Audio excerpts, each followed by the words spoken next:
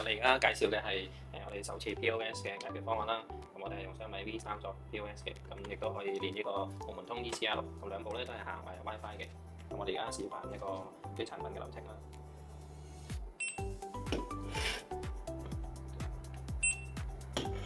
好，端完產品之後咧，我哋按個購物車撳結帳，跟住咧就會彈出呢個界面嘅。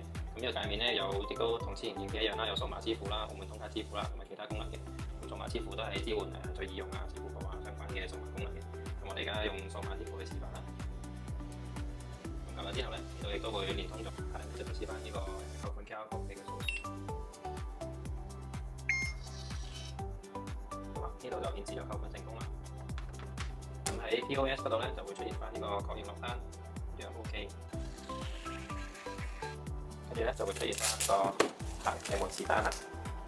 好，我哋示範用澳門通扣款，點一個產品，好結帳。咁我哋可以揀澳門通加支付，好確認扣款。